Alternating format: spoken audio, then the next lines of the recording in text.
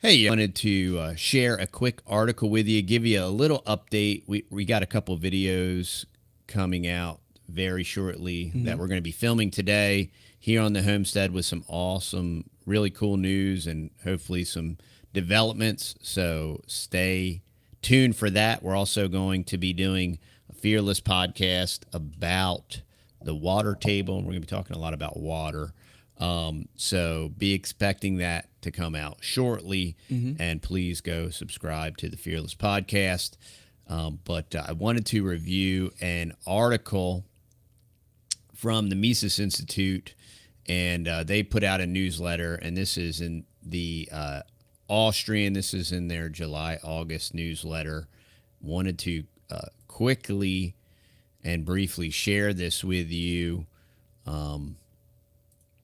Do the old share screen. Let me go over here. So the title of the article is What the Central Bank Cartel Has Planned for You. The Mises Institute recently published The Global Currency Plot, How the Deep State Will Betray Your Freedom and How to Prevent It. So in this article, Thorsten Polet, I guess is maybe how you say his name. I'm not an international man of mystery, so I don't always pronounce all of my names and places. I still think that it's Kiev. I don't think it's Kiev. So maybe that's just my perspective, or I'm not really into the news speak or what have you. But I thought this was a really quick, salient article. Wanted to share it with y'all. So it's kind of like a Q&A back and forth. The question is posed: what is the global currency plot, and who benefits from the success of this effort? Thorsten says, Thorsten, I'm sorry. Why can't I not scroll? There it goes. Okay. I love technology. The global currency plot denotes a rather inconvenient truth. The existence of states as we know them today sets into motion a dynamic process towards creating a single world fiat money controlled by a world central bank and most likely a central world government. The beneficiaries will be very few, the elite, in charge of running the state, and those few privileged by the state, such as big business, big bank, big pharma, big tech, big ag, fill in the big bro. Hmm. However, the great majority of the people will suffer a great disadvantage. In fact, a single world fiat currency would most likely entail tyranny. Now, what fascinates me about all of this is, we are Bible believing Christians. Hmm. And as you watch this global push for a global economy, a global currency, a global system, a beast system, Yeah. we're watching the fulfillment or the dual fulfillment of biblical prophecy. And many times these prophecies are fulfilled multiple times in different ways. And it's very intriguing to me as people that doubt Christianity, doubt prophecies that have come true. It's fascinating when you watch these different things flesh out in real time that were written thousands of years ago and preserved by God in His Word. And we Hmm. watch these things come to fruition. And then, with all the other prophecies that are associated with these things, whether it's wars and rumors of wars and pestilence and Hmm. different things like that, they're all in the same book. Yeah. And, so in essence, what I'm saying is when people that are in the know say this is what's happening,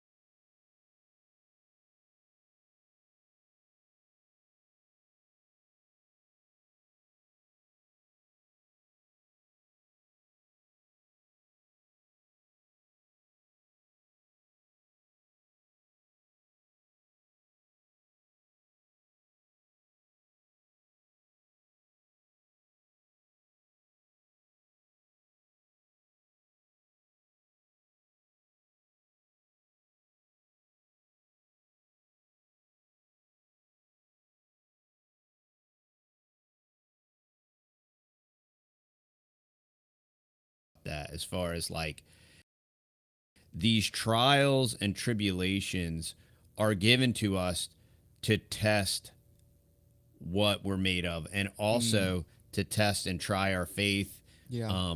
One, to see if we even be in the faith. I mean, and the most important component of your life is your accounts reconciled with God. You know, and have you seen your sinful state and your ruined state, and then have you went to God to for Him to settle that for you? And so it's to me, all of these things and our life, they all integrate together, and it's fascinating to me. And then it's fascinating to people that hold a biblical worldview and say that they believe the Bible and all this stuff, but then they compartmentalize all this stuff and dice it up, or deny it, or reject it, or hold some type of normalcy bias or Americana, you know, just like all this Darbyism and, you know, pre-trib rapture stuff that is exclusively like a 19th century concept that didn't exist prior to that. And it's steeped heavily in Americanaism and Zionism and this whole UN nation state thing and allies, and this is where this is how all these things continue to matriculate and spread, and how they're all interrelated. I know that that's a little off topic, but it is and it isn't, and that's why we go down rabbit trails and we talk about all these things. That's why we have the podcast, and so we can kind of just dive into all this stuff, talk about it, throw it out there, and you know, and sometimes people react. You know, they want to react again, which is totally fine. I mean, because we all we all draw conclusions, and we all change our opinion. Yeah. So many times when I was presented with different ideas, when I thought differently, you immediately resist. No, man, that's stupid. What are you talking about? You know. But then as life happens, as you continue to study, as you continue to read the Word, and you continue to apply it to your life, the big thing with Scripture that I see and that I've experienced is, it's one thing to read Scripture, it's one thing to memorize Scripture. It's when you start to apply it, that's when things start to, you're like, well, wait a minute, you know, it says to do this. And if you just hold that thought in your mind and it's some kind of mental assent thing, yeah, but what does that look like in reality when you go to apply it? And that's when these different false beliefs and false teachings kind of get disintegrated when you try to apply certain things. And you're like, well, that doesn't really work in real life. I mean, it works on paper and it's nice in this book or whatever. Yeah. But what does that look like when you go to apply it? And, but anyway, I digress. Let's get on to the next question. The first half of the book is largely focused on economic theory and method. Why is economics so important to understanding the global fiat currency threat? I would argue that thinking about the method of economic science is actually the most important part of all of this. You know, economics is not an empirical science, but must be conceptualized as a science of the logic of human action, or praxeology, as Ludwig von Mises called it. The logic of human actions allows us to understand that there are regularities in which we must adapt our actions to succeed. It also makes us understand what will happen if, under certain conditions, actions that are contrary to the logic of human action are taken. For instance, we know in advance, without having to any kind of testing, that a state defined as a coercive territorial monopoly will, other things being equal, continue to expand no matter what. That it will seek control of money, replacing commodity money with its own fiat currency, and that states will form a cartel and strive to eventually establish a world government with its own world fiat currency. The logic of human action reveals these dynamics that many people are most likely unaware of. And so it's kind of funny because he's making a similar case in when it comes to theoretical, you know, theoretical apply like what Keynesian economy versus Austrian economics. You know, it's the same thing. Like there's all these Keynesian ideas, this trickle down or what have you, or supply side. You know, they have all they repackage it and they name it all supply side economics and all stuff. And these theories, you know, communism. I mean, communism on paper. I mean, same thing. It's amazing how people are repackaging fascism, right? And fascism is, you know, this small government, small business, you know, local, uh, local community. I'm like, man, dude, that's some really good spin. But what happened? Okay, so those are the talking points on paper. But where have we seen fascism applied and how has that worked out, right? It's the same exact thing. And everybody's like, oh, I'm not saying that I think Hitler was good or the Nazis or whatever, but you got fascism all wrong. Okay, well, show me in history where fascism was applied like you're supposedly saying that it is, and show me how that worked out. And it ended terribly, just like communism, just like socialism, and they are all part of the same dialectic, and they are all about control, and they are all about public-private partnerships and all of it. I mean, it's all just repackaged, and where the rubber meets the road is in application. So we can pontificate and theorize, but okay, what happens when let's apply this and see how it works? And that's partially what the author is saying here is like we don't even have to apply this. We know we have observed that this is the way, this is reality, and history has like vetted this out. So we don't even have to like run a sample here.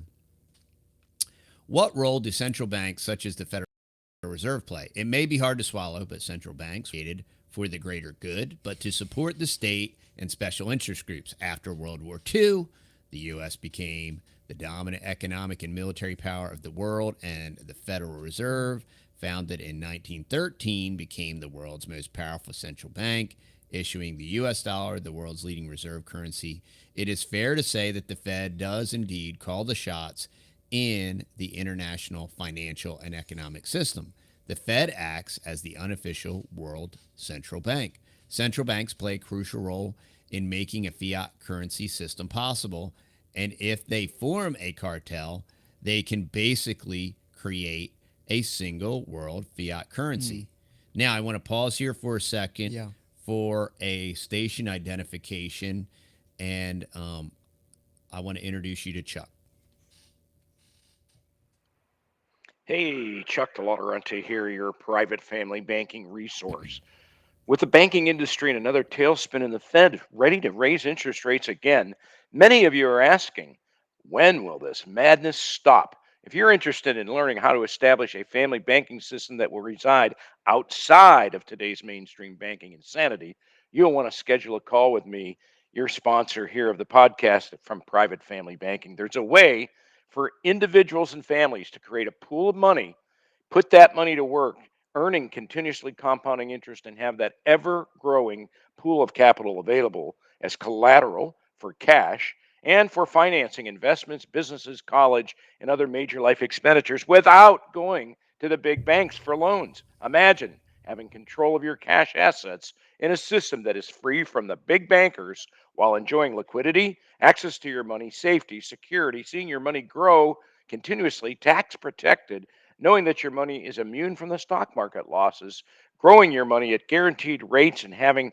your precious wealth stored away with protections from court judgments and lawsuits, and ultimately the thrill and peace of mind that through having your own lifelong banking system that will pass along wealth to future generations and avoid the death tax on your estate. You can do this. If this intrigues you, go to protectyourmoneynow.net and download my new free ebook, or just call me, Chuck, at 830 339 9472. That's 830 339 9472, and schedule an appointment today. God bless. So the reason I wanted to share that this is Chuck can offer you solutions for a workaround Yeah. for what is coming And so that's why we want to bring you the information and Mm-hmm. many times the challenges and trials and the struggles of this information. It's like, okay, well, that's great. Like, Mm-hmm. you know, impending doom. Now, what are we supposed to do? And that's Yeah. why I want to put you in contact with Chuck. Yeah. He can share some ideas with you, and And we personally use private family banking.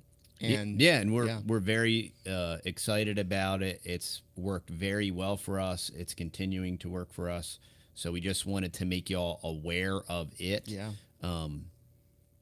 and it is a solution and it is an option Correct. for you. And it may not be an option for everybody, but you should Yeah. find out if it is an option for you.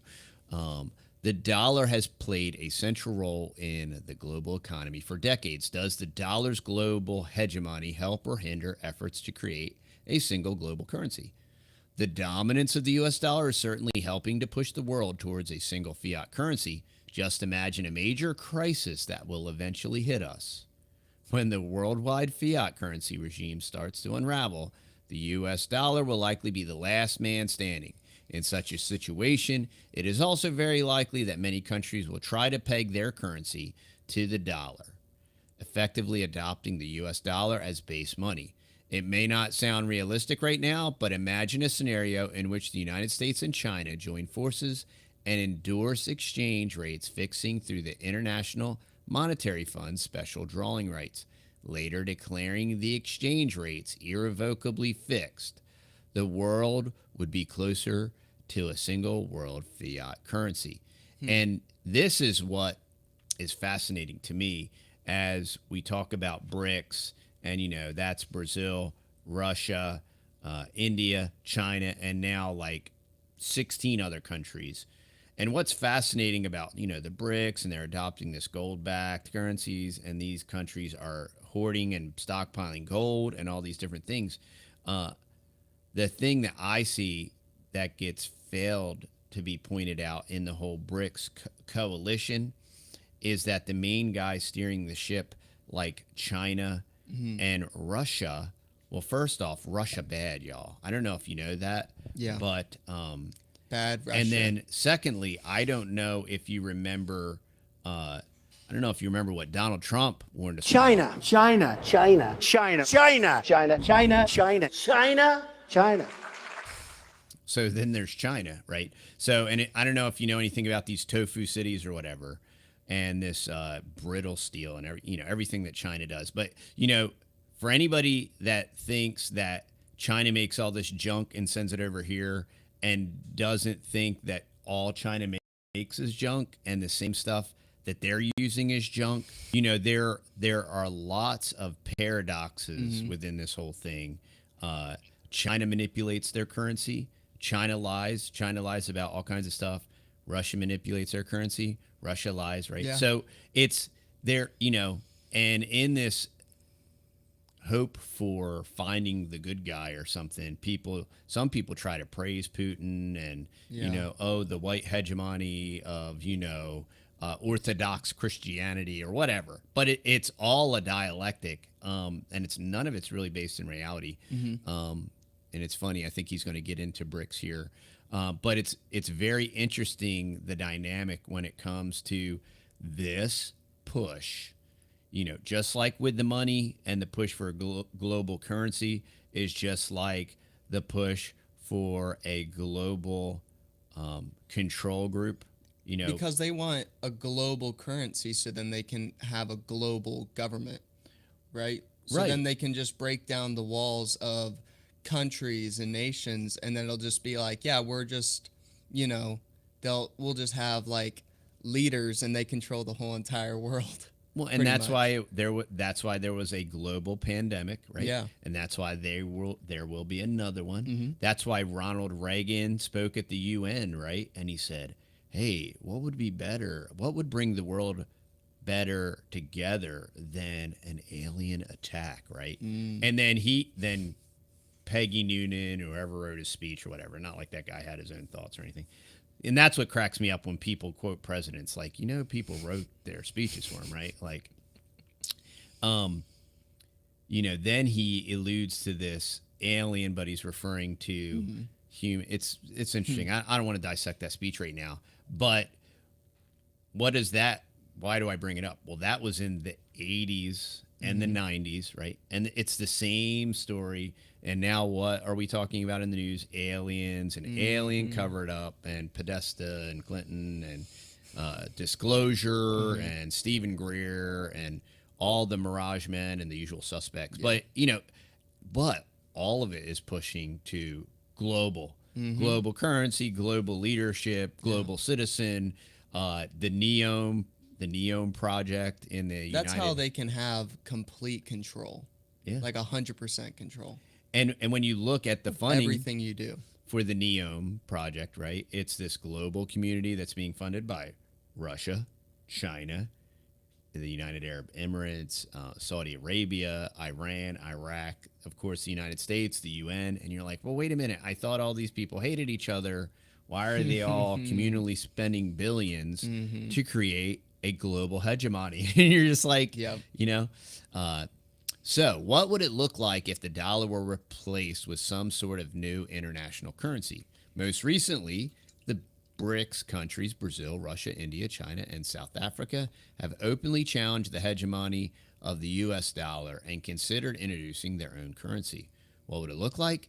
It could be a basket consisting of various national fiat currencies or a new gold-backed unit of account. I believe the only challenge to the dominance of the U.S. dollar might come from a gold-backed brick. But even then, the U.S. could also link the U.S. dollar to the Federal Reserve's theoretical gold holdings, which are actually owned by the Treasury. As you can see, dethroning the U.S. dollar will not be easy under the current conditions. Whatever comes from states pursuing their own monetary interest, we should not get our hopes up that the states will provide sound money to the people. If states monopolize money production, they will use it predominantly to serve their own needs. You note that the world needs free market money, and you say it could be anything the market accepts, from gold to cryptocurrencies. Why is market-based money better? There are only two ways human beings can interact: voluntary or coerced violently, aka the armed IRS agents that come to collect your taxes. Okay, if you need an illustration. Voluntary cooperation is economically and ethically acceptable. Coercion and violence are not. The free market is voluntary. In a free market, in money, people are free to choose the type of money that best suits their needs, and people are free to offer a good people may want to use as money. The outcome will be sound money, simply because no one in their right mind will demand bad money. For instance, people could decide to use gold as a base money and implement digital gold payment systems. If people want prosperity and freedom, nationally and internationally, they must abandon fiat monies and the government's control of money and embrace a free market in money. The alternative is tyrannical government money, with the unpleasant prospect of eventually ending up with a tyrannical fiat world currency. I hope my book will inform and stimulate discussion in these extremely important issues. So that was just a brief article, and I hope that our connection is working properly. We just got a notice that said it wasn't working properly, but sorry about that, y'all. But it's very interesting how there is so much overlap, and this is why we talk about all the time currency and the movement of money, and that could be barter. That could be an exchange of goods and services. Now, the governments don't like that because they can't tax it. Because it's decentralized. Right. It's totally decentralized. I love making deals all the time where we can do cash under the radar stuff. I love that stuff. Yeah, or just, hey, how about barter, we're whatever. going to be talking about some things that are in the works here, and we can work Really cool together with stuff. people, Yeah. and there's no money involved, and it's just an exchange of ideas, an exchange of goods and services, and there's no taxation needed, there's Yeah. no regulation needed.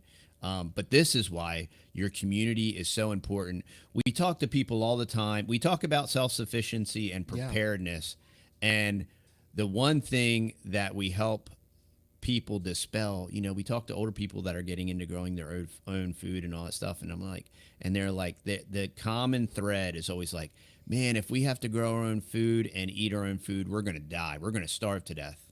And what I always say is like, look, you cannot do it by yourself on your own. No. It will take a community. There's a reason why communities always form. Yeah. It's a societal construct that just naturally occurs out of necessity, right? And that's why God said, that's why Christ said, love your neighbor.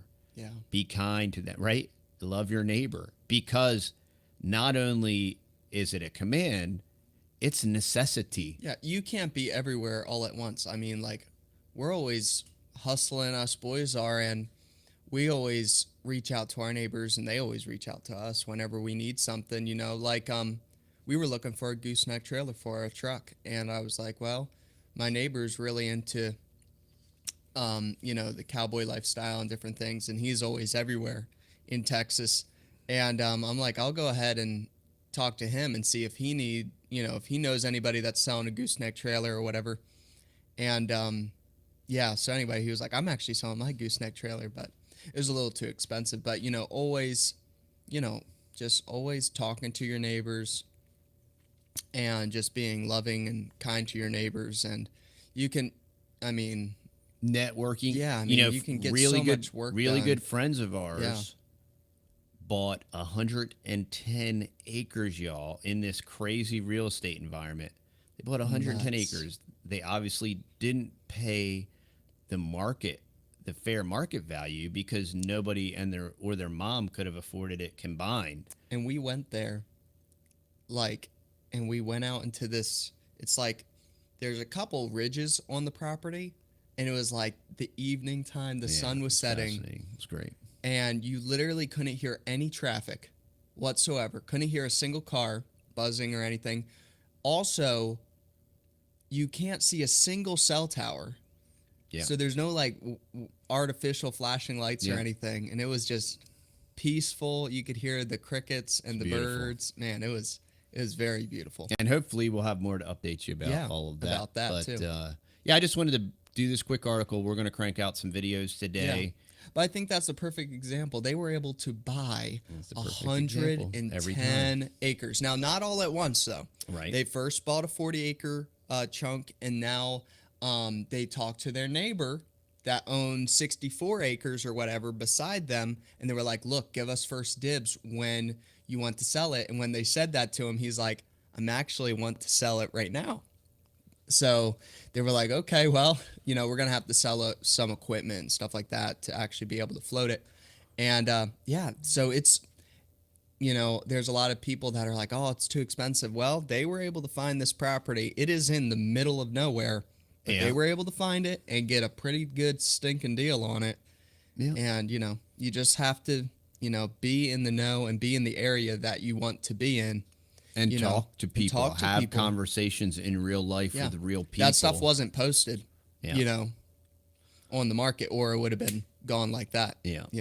But But we love and appreciate y'all. Yeah. Check us out over at TheTexasBoys.com. If you're local, we're still doing meat orders. So Yep. check that out over there if you're looking for organic, grass-fed. And we'll see y'all in the next video. yeah, we'll see y'all later. All right, bye-bye.